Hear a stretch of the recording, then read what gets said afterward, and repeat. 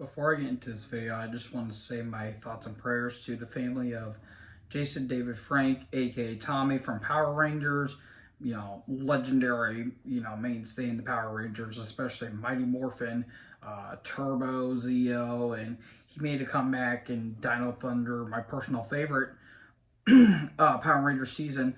And he had some other cameos, like in the Power Rangers, like the first two Power Ranger movies, and Super Mega Force, Wild Force, I think Super Ninja Steel, legendary actor, and he had some MMA stuff going on, all that stuff, and he unfortunately passed away at the age of 49. And from what I've seen, I don't know if this is true or not. This may just be speculation or the rumors. Possibly he hung himself, because I saw that he divorced his second wife, and I guess he thought he had the need to take his own life, and that's a very sad situation. If you guys are ever going through that, please talk to me. Life is, as someone that does go through depression, and you guys know that, it's not fun, but there is another way that you can help people. Just reach out to people, call someone, talk to someone, just have a conversation with someone, and just talk to someone. But anyways, again, I wanted to get that out of the way because I want to give my thoughts and prayers to the family of Jason David Frank, because I'm a big fan of the Power Rangers. But I'm here to talk about my Full Gear review, and oh boy, this show certainly happened. I'm going to have my same criticism about what I had with All Out. Underwhelming and way too long. It's like bad sex.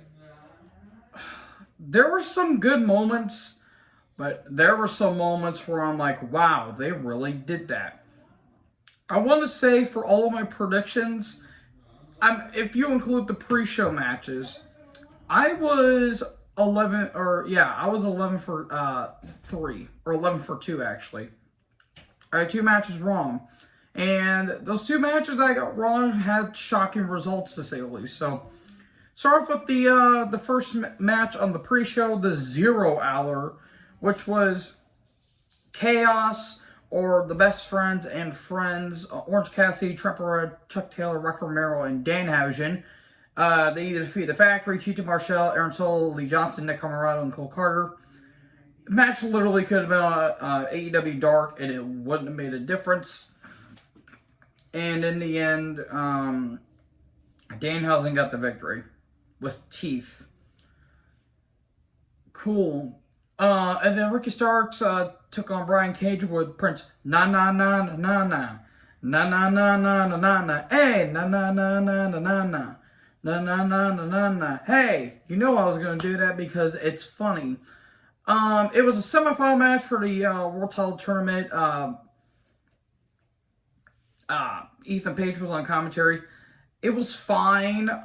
Ricky was over at with the crowd, and in the end, he's going to be taking on Ethan Page on Dynamite this coming Wednesday. So that's good. And then we got Jun Akiyama versus Eddie Kingston. Good stuff. This was really good stuff. They really laid their stuff in, and this meant a whole lot to Eddie. And Jun Akiyama, legend in All Japan Pro Wrestling. The dude is in his 50s, and he can still do some good stuff. And Takesha, he's signed with AEW. Good. Feature him prominently, because that guy is, holy crap. If you want a prime example of what he can do in a ring, check out his match with Claudio Castagnoli at Battle of the Belts 4, I think, when he took on Claudio for the Ring of Honor World title. That was really good stuff. But yeah, Kingston beat Jun Akiyama. Eddie was very emotional. He talked about that it was dedicated to all the legends like Hayabusa and Jumbo Tsuruta and lately the late great Antonio Inoki. Dedicated all of it. And he talks about, how Moxley's going to beat the piss out of MJF. And he says, buy the damn pay-per-view right now. And he basically just going on through the match card. And they're like, okay, we got to go. That was good stuff. So then we get to the main show, which starts off with Jungle Boy Jack Perry versus Luchasaurus with Christian Cage, steel cage match. I'm going to shock everyone and say this match had no right to be this good. Was it perfect? No, there's some criticism I'm going to have with the match. Let me get the criticisms out of the way first. One, there were times where it felt like it went a bit, especially when it went outside the ring. I felt like it dragged a little bit. This match really almost went 19 minutes. In all honesty, it should have went 15. I think if they just cut a little bit time off of it, I think it would have been better. And it did... There wasn't too many weapons. It was just like chairs and table. But I feel like it couldn't have done without them. But with that being said... This was really good stuff, folks. Really good stuff. Jungle Boy was the David, and Luchasaurus was the Goliath. This is how they should. This is how they should use Luchasaurus. Make him a monster heel. He can do the athletic stuff, but mainly make him a monster heel. Just literally just toss everyone like a sack of potatoes, and that's what he did to Jungle Boy. Jungle Boy did get good blood.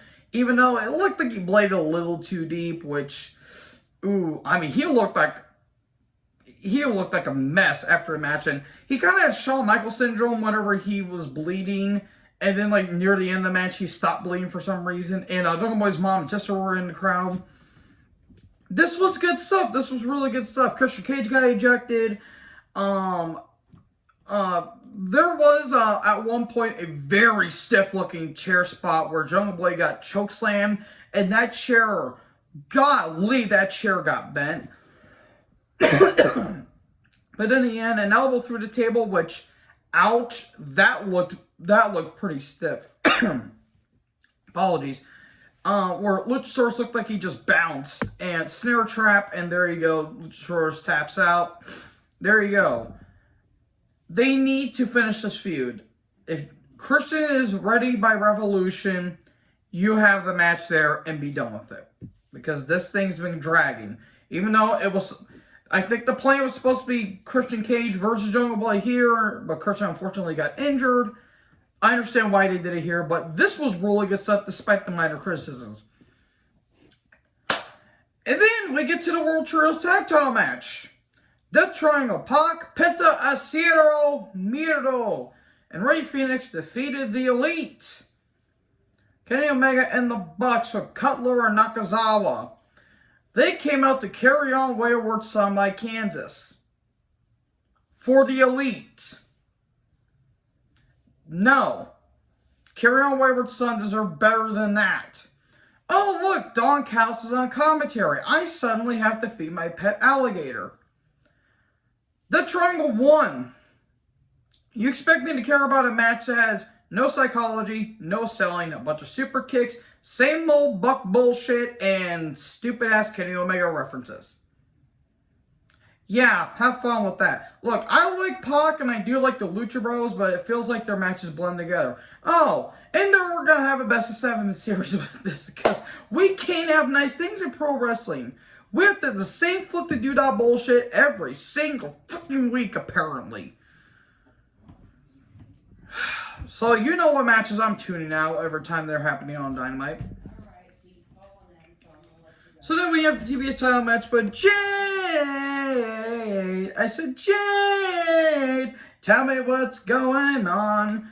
With Kira Hogan and Lila Gray, Jade came out to a Thundercats-like look, which, that was pretty nice. She took on Nyla Rose with Maria Shafir. We don't know if that's her, to be honest. And Vicky Guerrero, they came out the Lowrider. Can we replace Eddie with Vicky, please? Thank you. Look, I give credit for them trying to make a storyline. They tried. This match was very ugly. This got ugly quickly. It shouldn't have been... It went like 5 minutes too long. And look, I like Nyla, I really do. And for anyone who's making transphobic comments, go suck one. No, I'm not allowing that on my channel.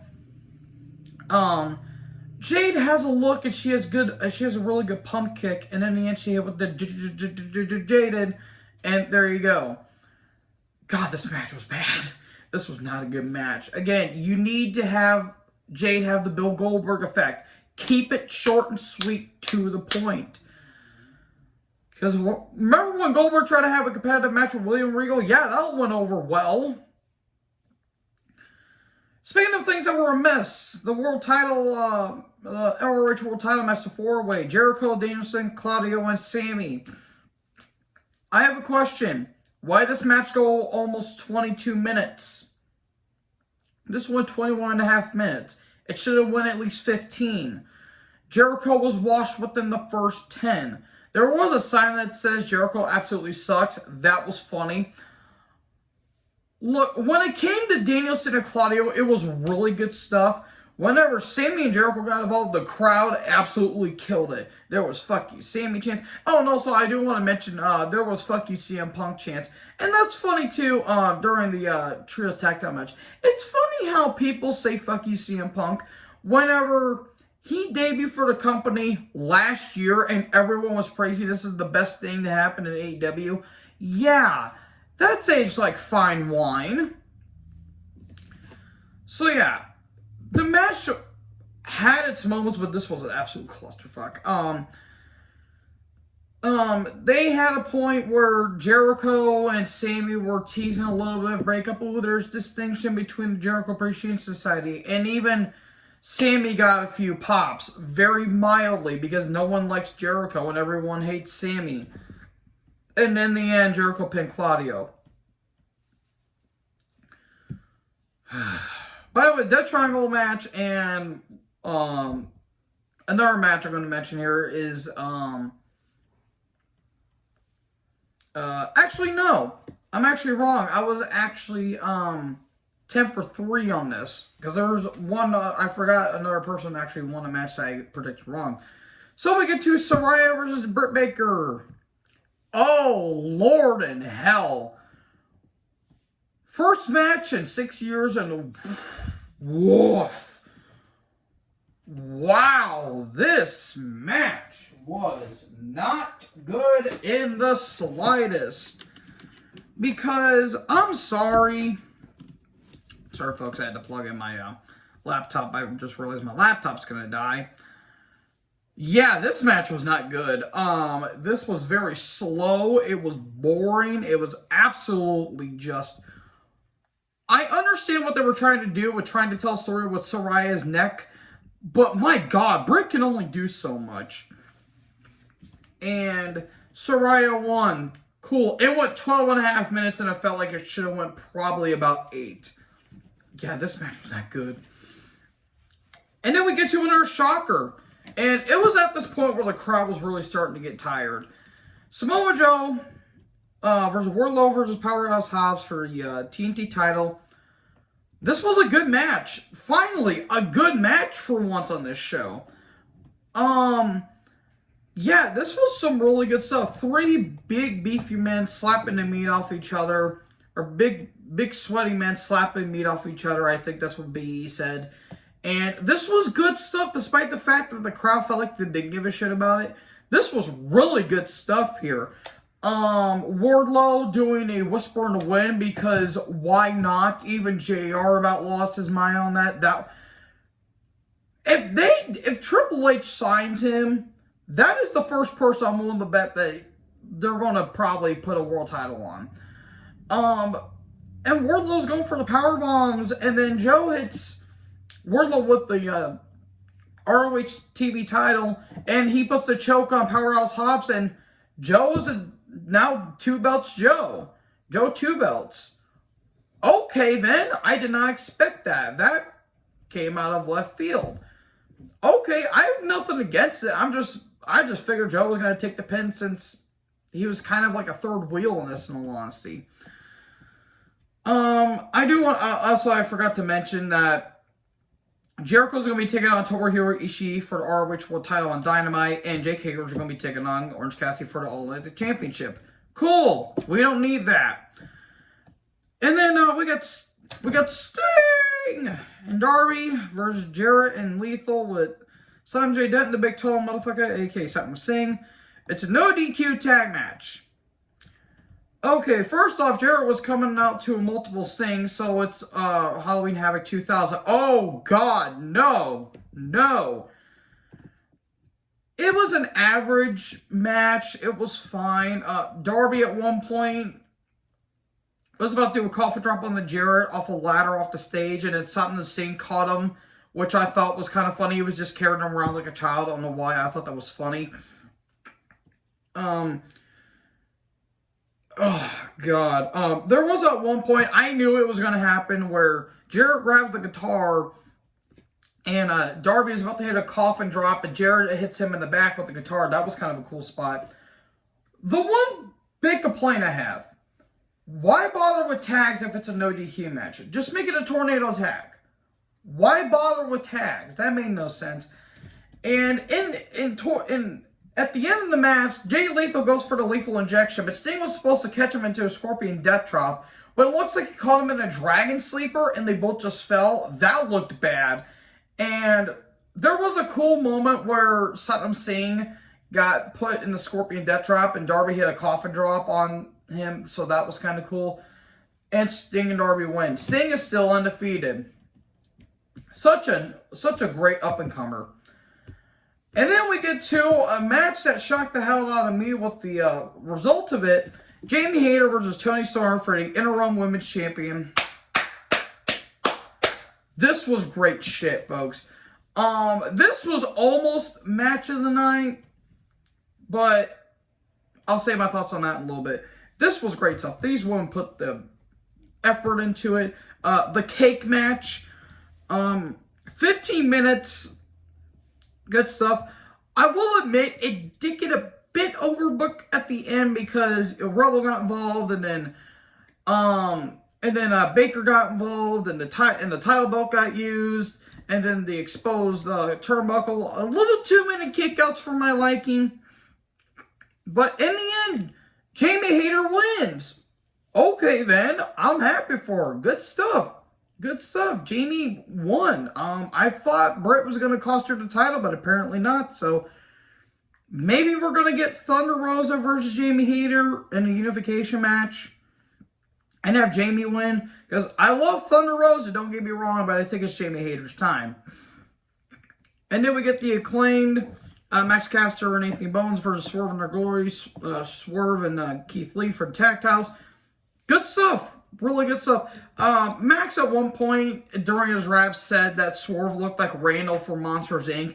I don't know why. That was fucking hilarious to me. The complaint I have with this match, it went a bit long. I think it should have went probably 15 minutes. It shouldn't have went almost 20. I felt like they kind of stretched it a little bit. With that being said, this is probably their second best match behind their first match at All Out. This was good stuff. Lee looked a little bit more motivated here. He looked a little bit better here because there was a couple times in the previous matches where he looked off, but he looked a lot better here. Swerve just played an absolute great heel. That was great stuff. And it got a little, kooky towards the end of the match where, okay, Swerve has the pliers and he's about to, get, I think, a caster's fingers, and then Billy Gunn comes down, and then they have to take Billy Gunn out, and then Swerve hands Lee the pliers, Lee throws him away, he leaves Swerve, and there you go, the Acclaimed win. So, there you go. There's the breakup. Swerve then turned on Lee. Lee just like, nah, I'm out of here, fam. So, there you go. And then we get to the main event, the world title match, MJF versus Jon Moxley with William Regal. This is the match of the night, in my opinion. This was great stuff. we knew what was going to happen. We all knew what was going to happen. This was just great stuff. Mox kind of being a heel by proxy because it's in MJF's like home area. Moxley playing more of a heel. That was good stuff. He looked like he was wearing sweatpants for some reason, which was kind of odd. I do have a complaint with this match. There was a table spot, but yet there was no disqualification. Why wasn't a DQ called? That is a big gripe I have with AEW. Have countouts and have DQs, for God's sake. Well, that makes sense. This was a damn good match. MJF hit a tombstone on the apron, but it looked like he hurt his knee. There was a pile driver through the table. And there was a point where the ref could have clearly counted 10, but it was very slow. There was an avalanche paradigm shift, but MJF just barely got his fingertips on the ropes. And then the first ref got knocked down. And then the second ref got knocked down. And MJF's thinking about hitting the diamond ring, but Williams says, no, you're going to do it the right way. He throws away the diamond ring. And then William Regal hands the brass knucks. There you go, knuck shot 1, 2, 3. MJF is the new world champion. And Tony Khan just saved his company right there and then. And I love the press conference that MJF did, the whole media scrum. That was really good stuff. So yeah, that was Full Gear, folks. Yeah, it had its moments, but again, it was underwhelming and way too bloated, and it was kind of long. So anyways, thank you guys for watching this video. Make sure you guys like, comment, subscribe, tap the little bell for more notifications. Join the herd. Talk in the next video. Peace out.